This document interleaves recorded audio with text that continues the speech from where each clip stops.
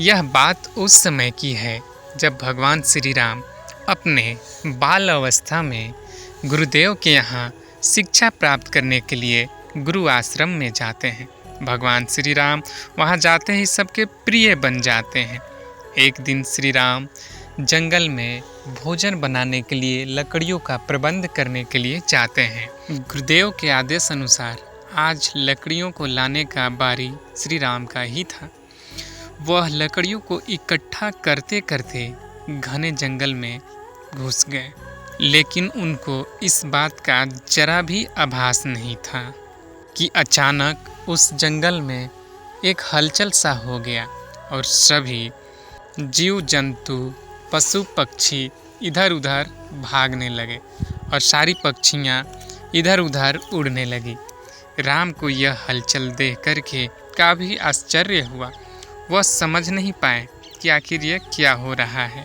यह सब हो ही रहा था कि अचानक एक शिकारी अपने हाथ में एक बड़ा सा तीर लिए आते दिखाई पड़ा और उसी के वजह से सारे जीव जंतु इधर उधर भाग रहे थे, क्योंकि वह शिकार करता हुआ आ रहा था। उसकी दहशत इस कदर फैली हुई थी कि सभी पशु पक्षी भी झाड़ियों में छुप गए थे।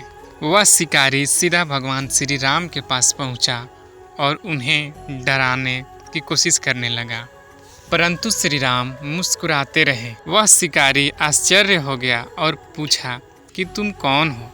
तब वह बालक यानी कि श्री राम ने अपना परिचय दिया। यह सुनकर के शिकारी अपनी गलती पे शर्मिंदा हुआ और कहा कि प्रभु हमें क्षमा कर दो।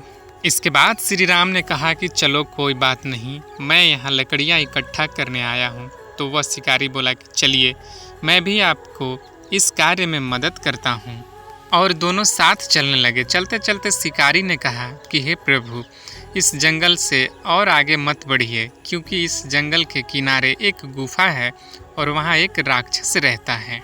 शिकारी उस गुफा की तरफ इशारा करता है, जो कि दिखने में काफ़ी खतरनाक और रहस्यमयी दिखाई दे रहा था। आगे शिकारी कहता है कि यह मुख्य द्वार था, परंतु जब से उस राक्षस ने इसमें अपना डेरा डाला है उधर कोई नहीं जाता। तभी वह राक्षस जोर से ठहाके की हंसी हंसते हुए उस गुफा से बाहर निकलता है और दोनों पर झपटता है। शिकारी तो डर जाता है, लेकिन भगवान श्री राम झट से अपने धनुष निकालते हैं और उस पे बाण को तान देते हैं।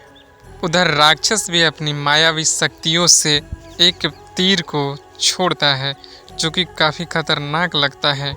लेकिन भगवान श्री राम भी कहाँ डरने वाले, वो तो थे ही तेजस्वी बालक। उन्होंने ऐसा बाण छोड़ा कि वह खूंखार राक्षस अपनी गुफा को छोड़कर बहुत तेजी से भागा